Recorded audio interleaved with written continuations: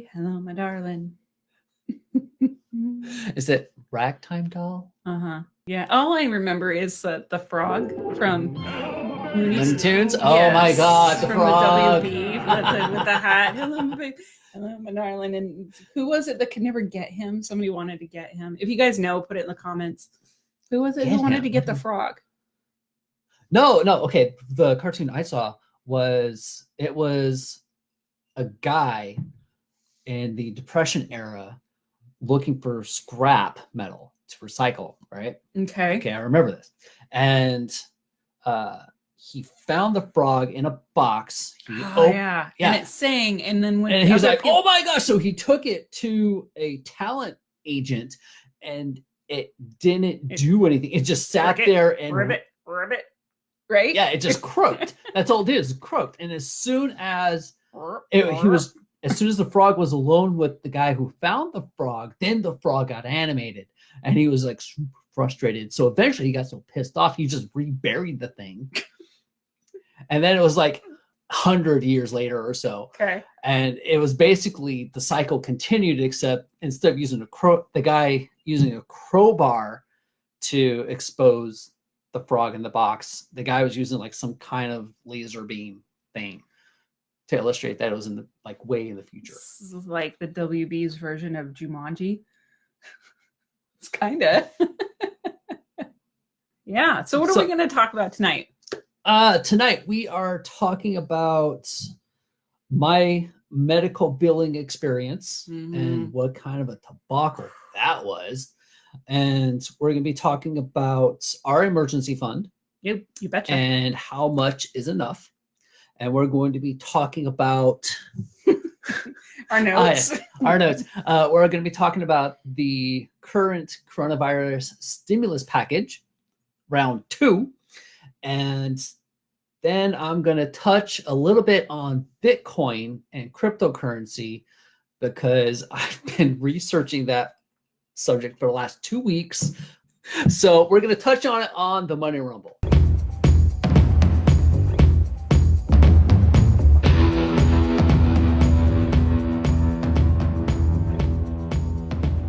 My name is Ariana. I'm a certified financial coach.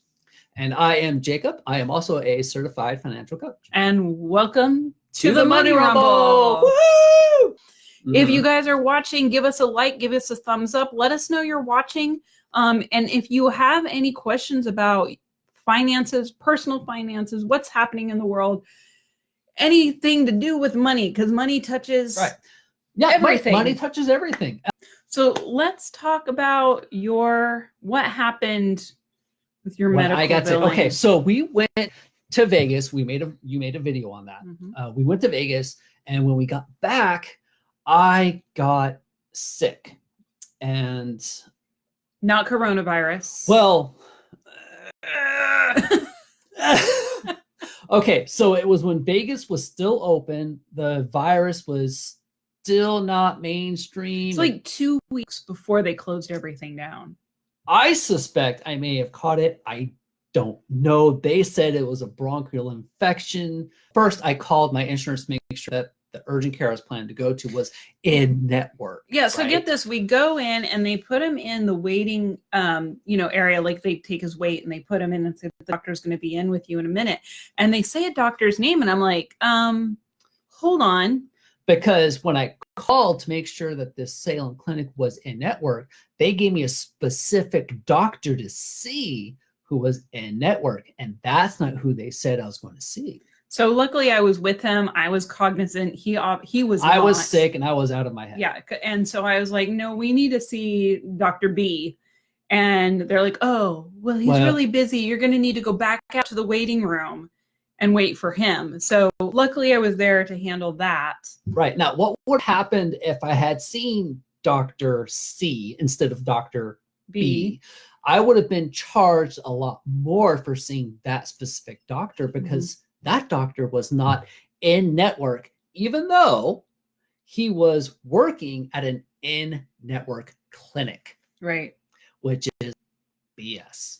Yeah, well, you got to know our whole point. We're going to say it a few times during the story, but know your insurance. Know what it covers. It's so important that you know what it covers. Right. And make sure that you know what doctor is in network. And if you don't, I don't have a permanent doctor. I do now. But at that time, I didn't have a primary care physician. So know your insurance, establish a relationship with your primary care physician so that they know you physically and so that you know they are an in-network doctor. All right, lesson 1. Ding, know your doctor, know your insurance. Know your doctor, Moving know your on. insurance. In 2. Okay, so next goes to, I didn't quite get better, so I ended up having to go to the ER. I had what was referred to as a ice pick headache or ice pick migraine. Never had one before. I didn't know what was going on. I was in so much pain. Thought he was going to die. I literally did. He I did. thought I was going to have an aneurysm in my head and die. I got so desperate, I made myself a foil hat. I didn't know what it was. I came home and there was this like little dome sitting on the countertop, and I'm just like, did he cook something and like use it because he couldn't find a lid? Okay, so my thought was that the 5G network, which is still new, and if you believe some of the conspiracy theories, that it affects people's health. I thought I was being affected. Mm-hmm. So what do crazy people do? They make foil hats. Are you and admitting you were I was in crazy? so much pain, I went nuts. That's I was true. desperate. I was in pain. I was desperate. I Mhm. made a foil hat. All right. So I go to the ER and I see a doctor, and they drug me up on some cocktail, which gave me vertigo. Never had that before, and that sucks. Fortunately, I took a couple days off work because it was I was having vertigo relapses for 3 days, and it would hit me all of a sudden, and it would last an hour. It gradually reduced down to nothing, but I mean, you were sick for a good week. I was sick for a good week. Okay, so I was sick. I go to an urgent care clinic. I go to the ER. Now, here comes the fun part, billing. I got my first billing from the clinic. Getting to the meat of it. I got the billing from the clinic, and I noticed that they charged me full amount. So I asked them, I'm being charged this. You're an in-network clinic. Why am I being charged this? Oh, they wanted my information again. They didn't, reception didn't communicate with the billing department. They didn't know I had insurance. So yeah, they he called billed them and me, he's like, we didn't know you had insurance. They billed me the full amount. Yeah. So I had to then give billing my insurance information. So the reception they could didn't talk to billing. Like reception didn't talk to billing. Somewhere it didn't get in the system that you had insurance coverage. You gave them your card at the reception, I gave them my card. Okay. So they had it. Or reception had it. Billing didn't have it. Somebody took it and they didn't communicate. They didn't communicate. All right. So then, so I call them out on that. They billed my insurance. Great. Well, then I got a bill from the hospital. Now, silly me. Well, show them the bill. Show them the bill you got from the hospital. So the bill I got from the hospital. Show them. I'll take care of that. Okay. So $573. I'll read it. Yeah, just read it. $573. Right. Now, I was under the impression that that was already submitted to insurance. So we paid it right away. Yeah, we paid our we bills. just done, paid. Yeah. Okay. Get done with it. Well, what was it, a week later? A week later, I get one from the hospital. Okay. Yeah, see that? $1,894 and change. Cha-ching. Yeah. So that raised an eyebrow. So I called my insurance and I told them what I have, and they informed me that the $573 bill wasn't even submitted. That was the bill for the doctor who Yeah. saw me all of 5 minutes. Yeah. They literally told him, oh, well, we're not used to people paying their bills so quickly. Yeah, they expected me not to pay it right away. Yeah. So they hadn't even submitted it to insurance by the time I paid it. But why, my question is, why would you send us a bill that says this? Why not send one that says this is not a bill, but here's how much your services costs? Right. Like, this clearly is a bill. Yeah, I was told by this doctor's billing department that they didn't expect to get a payment. Well, then why'd you send me a bill if you didn't expect to get payment yet? So long story long, the hospital itself billed the insurance, and that went towards my deductible. I then called the doctor. They then submitted to insurance the bill, and they're going to have to reimburse me the difference. Guess how long it's going to take? 45 business days, because I had already paid it. That is messed up. Had I not paid it, it would have taken a week. That's messed up. That I mean, it's ridiculous. That's so messed up. Like, so we paid $1,900 for this one because his deductible is $2,000, and then we paid almost $600 for this one. I mean, if we hadn't have known to call them about, hey, did you bill the insurance? We would have just paid this out and been none the wiser. Right. That was almost a $600 mistake, which is what really bugs me. But we paid it because we're responsible people. Mm-hmm. We have it in our emergency fund for things like this. Yep. So we just paid, done. Yeah, I just want to be off my plate. I don't want to think about it anymore. I don't want an outstanding bill. I had other things to there. Focus on, like the pending pandemic. Work and yard work and yard work and all of those other things. Homeschooling a child. And, oh my God. Do you want to get into that? No, I do not. I do not want to get into homeschooling. So thank God. Thank God. I mean, it is a blessing. Our emergency fund covered this. So how much of an emergency fund do we have? We have probably, realistically, right now, we probably have about 5 months worth of emergency fund.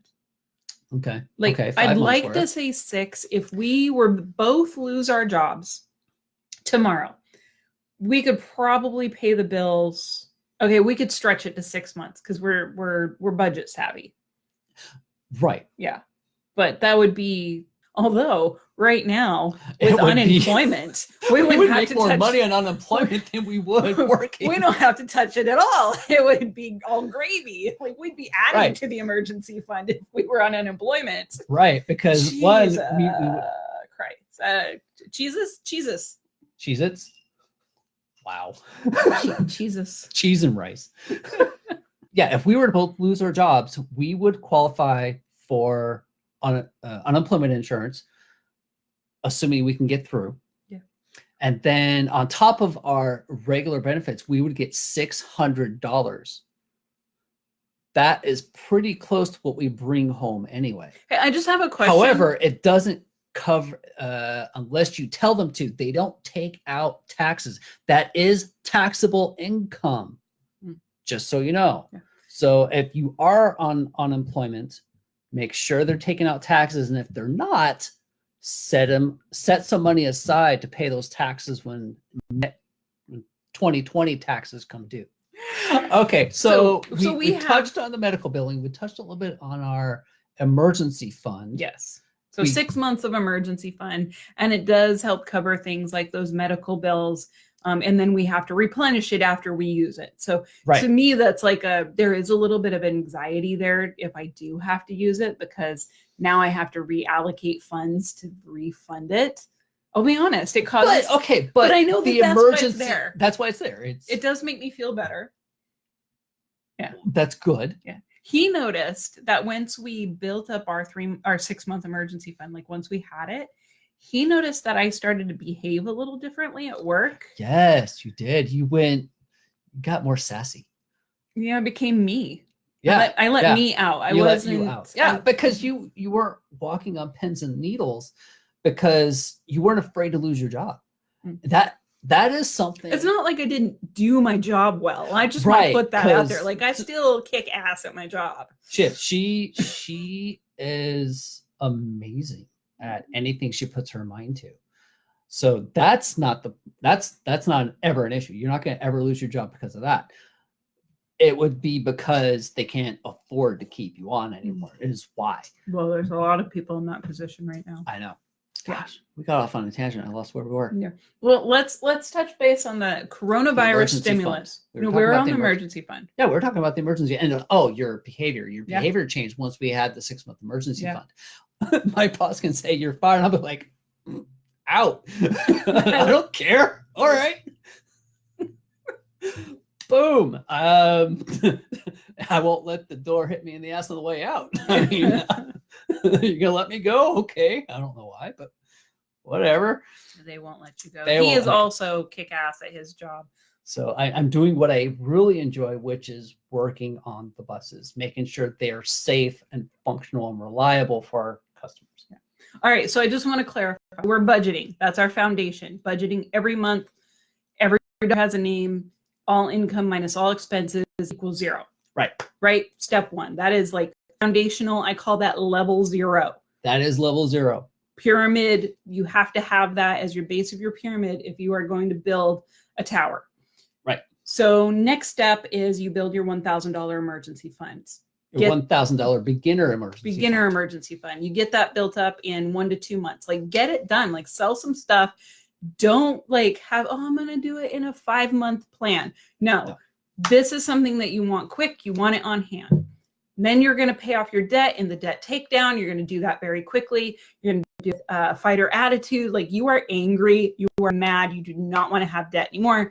Boom, bust through that. The average person doing the debt takedown takes about 24 months. So that's everything, not including the house. they're not messing around. Yeah. All right. So then we go back. Once all debt is wiped out, it's taken down. We go back to the 3 to 6 month emergency fund. And so we take that beginner $1,000 and we build that up to 3 to 6 months. So what's the difference between why do we say 3 to 6 months? What's the difference between the two?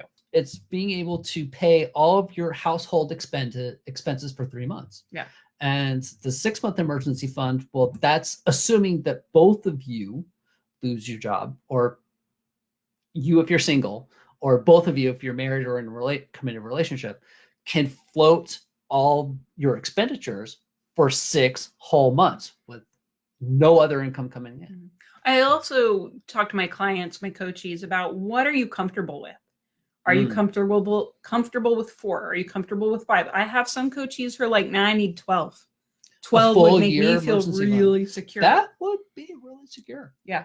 So it's whatever you're comfortable with, and also how quickly you can build it up. There's a continuum of that, of, right. You know. Now, something that a lot of people don't realize is once you establish what you're comfortable at, and once you achieve it, it does require a small bit of maintenance. Yes. Right? Because you have to remember, cash, right? Inflation happens every year. You're going to want to add about 2% every year to keep up with inflation. Well, what we found is that at least once a year, you're going to want to go in and make sure that your expenses are still within that number.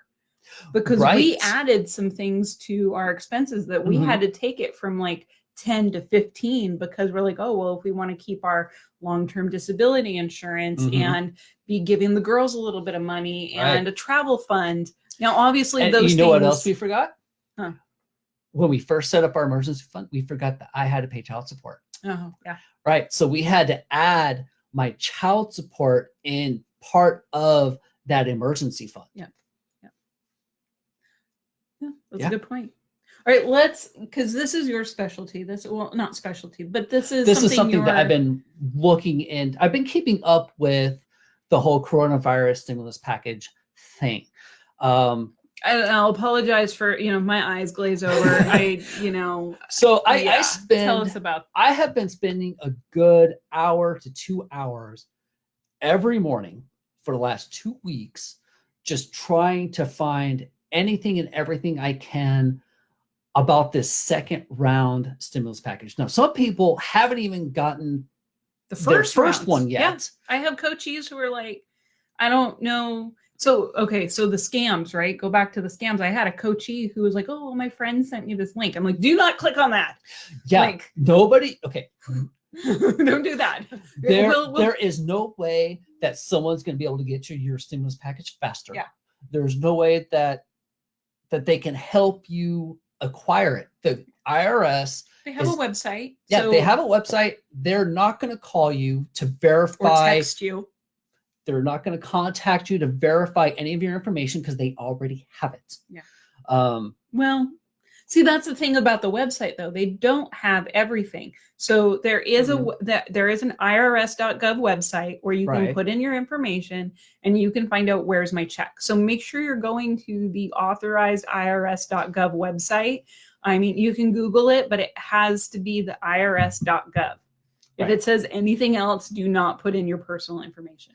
Right. Anyway, let's talk about the potential of the next stimulus package that they're talking about. So we were kind of on like, okay, the one that we're on, they're not even finished doling that right. out. So if people have dependents that they haven't received the money for yet, you're not going to till 2021. What? January 2021 is when they said that if you have dependents and you haven't received your $500 stimulus package for them, you're not going to till 2021. So that doesn't even make sense to me because Right, because they then, need it now. I need it. Yeah, by then it's like Right. I don't need it anymore. So, I mean, it's not like I'm not going to take it. But Right. I needed it like 8 months ago. Okay, so and then there's still people who are waiting on checks because they don't have direct deposit, they don't have a checking account, or their information wasn't up to date, so they have to go to the IRS website and they have to update their information. Mm-hmm. So there's all kinds of reasons why people haven't received their check yet. Round 1 is supposed to be complete come January 2021. Okay, so let's talk about round 2. Round 2 is still in the works. There's a lot of progress being made, but it's not finalized. They're realizing that round 1 was completely foobarred. And they're realizing if you're under the age of 25, you may not get that reference, but go ahead and Google it. F-U-B-A-R. Foobar. Okay. So they're realizing that round 1 was foobarred and something needs to happen because people have already spent the stimulus package if they got it. Yeah, I don't get that. So he was telling me that they are tracking like how quickly stimulus packages were spent. I'm not sure how they're how do I don't know how they qualify that, but the shortest was 2 days, and round 1 for that person was spent, and the longest was 2 weeks. So tell me about this next stimulus package. Okay. What can we expect, or what is happening? Okay, there's so much noise. I don't know what there is a grip ton of noise. So much. Now, the $2,000, that's what's been thrown around because that's what is going to happen. Either we're going to have a one-time payment of $1,000 with a payment of $1,000 every month for the rest of the year. Mm-hmm. There's talks about $2,000 every month for the rest of the year. And there's talk about $2,000 every quarter for 12 months. But I mean, just like you're saying, like it's talk. It's talk. All talk. It's all talk. The only number that's solid is the $2,000. When and how that's going to be distributed, that's still up for debate. But it hasn't been signed into. It has not been signed. So even that's not solid. I don't think it's solid until the president signs it and says, "Okay, your check is coming." Okay, no. Like, to me, everything's so negotiable. here's why I say the $2,000 is solid, because this is a. Look at him. He's getting excited. He's getting closer to the camera. This is a bipartisan bill. That means both sides of the aisles have gotten together and like, okay, we have got to do something. This round 1, we messed it up. We've got to fix this. So round 2 is coming around. We'll Well, fix it no, on think round about- 2 think rather about than going back to the Here's- first one well, and seeing think how can we do about this better. though. The reason why they are so eager to get this one right is because elections are coming up. Right. They want to That get makes sense. reelected. Of course they do. Well, of course, yeah, exactly. They want to get reelected. So they want to be on the right side of this bill. All right, we're getting into the politics. Trying to- they want to be on the right side of this bill. So they're all saying, both sides are saying $2,000. Okay, that's why I say 2,000 is solid. That's going to happen. because they're agreeing on it. That right now, that is the one thing they're all agreeing on. $2,000 is going to come out. Now, what's going to happen after that initial $2,000? Is it going to be every month? It doesn't look favorable. Is it going to be $1,000 every month? I'm sorry, he's shaking his like magic 8-ball. odds are not favorable. Favorable. Okay, so 2,000 every month. That's practically getting tossed out. That's probably The dog walking by and our dog's that's a barking. husky. At, It was Petey. Okay, so the $1,000 is Squirrel. more likely, and certain people, the more conservative people, or politicians, whatever, the more conservative ones are saying $2,000 every quarter for a year. Hmm. They're getting a lot of pushback on that one Yeah. because that's $660 every month, and people are So- like, that's not gonna cover things. How are we paying for this?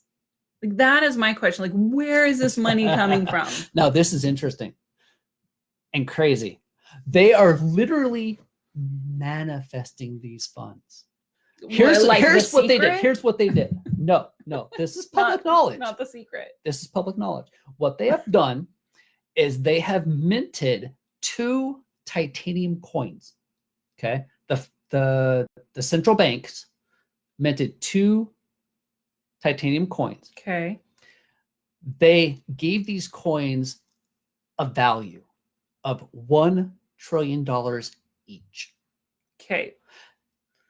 And that's going into the vaults at the Federal Reserve. Okay, but everything I know or was taught in econ about money is that like if you print money, you're going to make the value of money worthless. That's right. That's Right. why the inflation is happening. The feds are floating the stock market right now with all this stimulus package and all these bailouts. They're printing money as fast as they can to try to prop up everything, to keep everything afloat long enough so that we can get back to work and businesses can still be in business Mhm. and people can go back to jobs. If they can just keep us above water long enough, Like then we're paddling. Just keep Right, swimming. right, just keep swimming. If they can keep the economy up long enough, then it'll be enough to kickstart it and we'll start rolling on our own. Mhm. It's almost like they're taking a defibrillator to the economy. Just like clear, boom. Stimulus package, clear, boom. I know it's pretty, but that's what it's like. Yeah. That's what they're doing. And that's how they came up with this couple of $1 trillion is they minted these coins. They're literally manifesting it out of thin air. Yeah, through that as far as I know that doesn't work in the long run. It doesn't No, work. it doesn't, because you still have the inflation. Yeah. So every day our money is worth just a little bit less. Yeah. That's scary. Which Okay, heavy topic for this evening. Roll it up into like your thought for the evening, because we've been on for about 35 minutes, and so I want to roll this into thought for the evening. Like, what's your takeaway, Jacob? which bit? My takeaway? Yeah, what's your takeaway from tonight? Like if you could tell our 3 lovely viewers tonight, what would it be for them to remember about tonight's? Okay.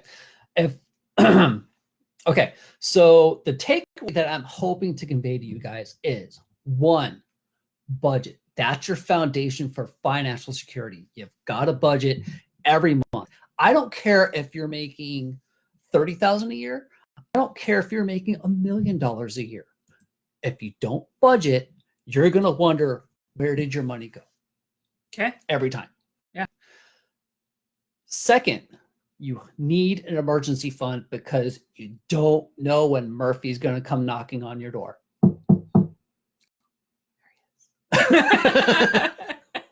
Okay, so budget, emergency fund, know your insurance, know your medical insurance, know who your providers are, know who's in network, right? Yep. Wash your hands. Cover your cough. No, I was saying hands down, know your medical billing. Right. Yep. And I would say my takeaway from tonight is there is a lot of noise out there about what is happening with the economy, what is happening with the next stimulus package, what to do with your current stocks. Yeah, and I would like to get into that. Yeah, go ahead, answer her question now that we have a question. You keep cutting me off. What? You've been talking for like the last 20 minutes. Okay, so your stocks. Okay, now I don't know what your stocks are in, and I don't know what your initial plan was with your stocks. So if you're diversified, you're gonna be fine. Now, granted, the Feds have been artificially keeping the stock market up with all these stimulus packages. They're buying all these banks and all these businesses bonds, artificially keeping the stock market up, which people are still investing in it too. So that's also keeping it up. That's why people are like, why are businesses saying they're bankrupt, asking for bailouts, but their stocks are not dropping, right? That's why, because the Feds are buying all these companies' bonds. Some people are pulling out and going into cryptocurrency because cryptocurrency is, at this point, more stable. And you were telling me earlier, like a finite amount. There's only so much cryptocurrency. So Right. it's not like you can go out there and print more. There's only a finite amount issued. But as far as the stocks go, I would say don't sell, trade. Trade it into something more stable, something that people are going to buy no matter what the economy is going to be doing. So toilet paper would be toiletry. Okay. Oh, okay. Like I'm laughing, but people are always going to be buying food, right? That's gonna. People are always going to be buying electricity, buying water. People are always going to be buying toilet paper and paper towels. Apparently. So you want to look for things and invest in companies that are going to be in demand no matter what. Yeah, apparently we're in the marshmallow stage of the virus buyout.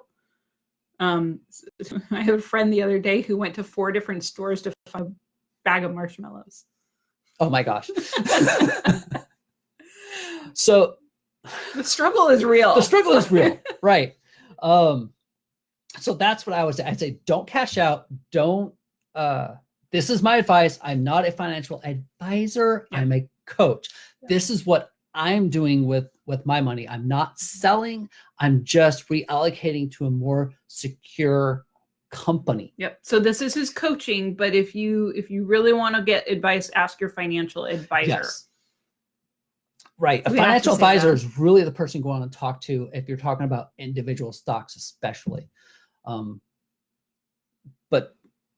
they're going to gear you towards companies that have a very long track record, that have been around through several recessions, and they're going to guide you towards something that is the company's in demand no matter what else is going on. And diversified just means like you have a bowl of different companies and you're invested a little bit in each one, right? Rather than like all of my stocks are in Google. Right. We wish. Well, I mean, that's exactly what the S&P 500 is. It's the top 500 companies lumped into one giant mutual fund. I knew that somewhere in the back of my brain, but it's not a mutual fund. I forget what it's called. Is it a bond or stock? It doesn't matter. It's okay. Well, the point is, it's the top 500 producing companies, and they do change out depending on who's producing better. Oh. Okay. Right. So- that makes sense. Like if somebody passes somebody else, and Right, they and get it into the doesn't- 500. It doesn't necessarily have to be an American company either. Mhm. It can be a foreign company. And some of those foreign companies are pretty awesome. Mhm. So that's what I would- that's my unexpert advice as far as your stocks go. So here's the thing, right? So people who are like, oh my gosh, I lost so much in the stock market. You didn't lose anything if you didn't pull out your money. Right. The only people who lose money Are the ones who people get off the jump roller out. coaster. So don't pull out of your stocks when the market's low. That's not the right time to be doing that, because Right. fear will drive a lot of what we do. Mhm. And so we have to ride through that fear, talk to coaches, talk to your advisor. And my guess is they're going to say, let's stay in it for the long haul, Right. and find that smooth, that area where it is good to pull them out, or, talk to your financial advisor. They're going to have a lot better idea of what's going on because they're in it day after day after day. I dabble in it. Mm-hmm. This isn't my job. Yeah. Going back to the stock market and how it's very volatile, this, that, and the other. So people are pulling out of the stocks, and they are diversifying by going into cryptocurrency. That's the Bitcoin stuff, right? There's actually over 6,000 different cryptocurrencies. Yeah. Okay. There are 20 that are the best and the most solid, but Bitcoin is the one that's getting all this attention because on May 12th, they're going to have what's called a halving event. Not having like HAVING, but like HALFING. Yes. Halving. So what that is, okay. Gather your thoughts. All right. So what's going to happen on the 12th is when a Bitcoin miner does an algorithm and they complete a block of algorithms, they are rewarded with 12.5 Bitcoin. Mm-hmm. Okay. That is going to be cut in half. That's come the 12th. It's going to be cut down to 6.25 Bitcoin. Okay. Why does this matter?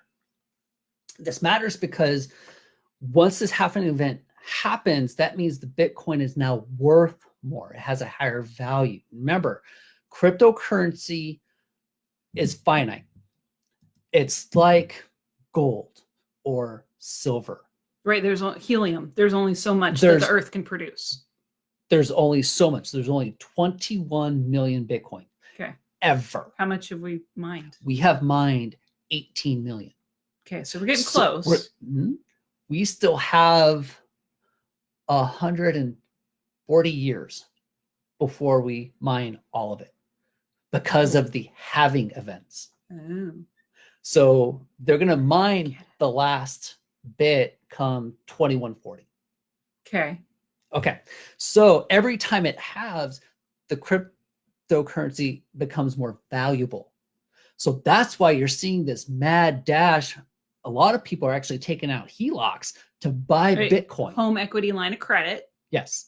People are borrowing money to get into Bitcoin before the halving event because they're banking on it going like it did in 2017 or at Christmas of last year, right? Yeah, it was November. November. It was November of last year, where it went from $3,000 to $20,000 in a matter of days. Wow. There was a lot of people that got rich really quick.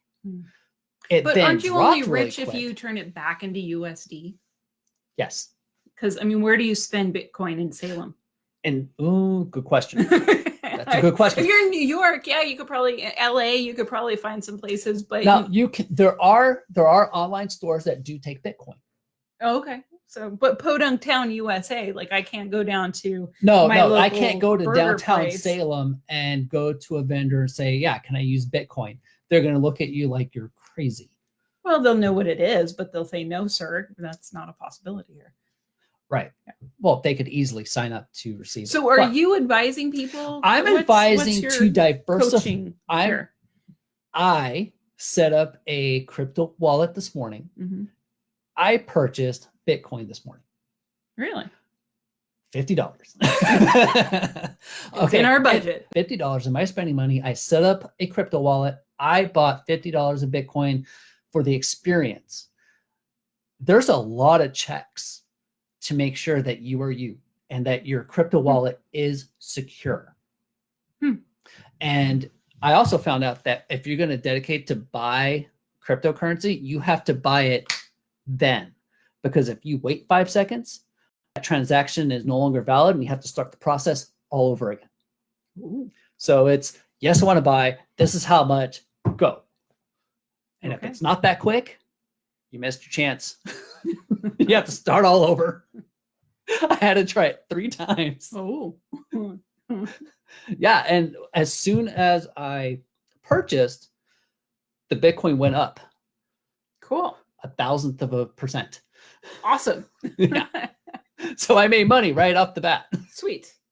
You only make money if you pull it out, right? I'll only make money if Or I if you convert spend it. the Bitcoin on places that take Bitcoin. Right. Yeah. Yeah. Okay. But the idea is that Bitcoin, after this halving event, is going to skyrocket again. Okay.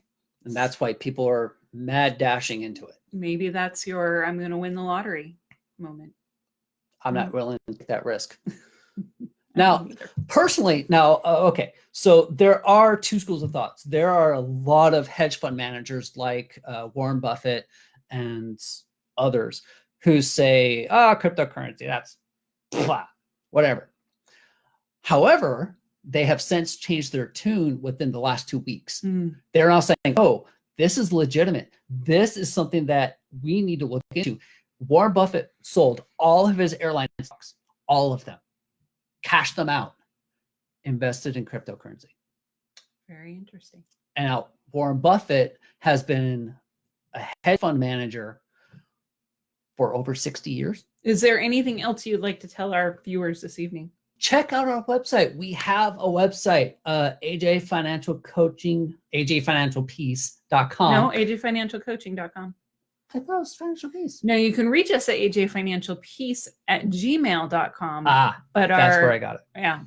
Yeah, because ajfinancialcoaching@gmail.com was already taken. Oh, really? Yeah. So I had to Snap. go ajfinancialpeace@gmail.com is our email. ajfinancialcoaching.com is our website.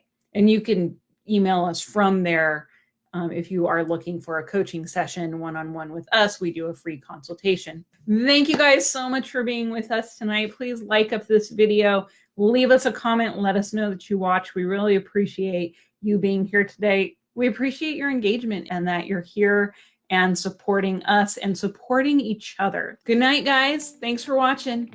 Rumblers out. I did just notice that our new microphone, I'm going to turn this around, has the mute is red. I'm going to guess that means it's off.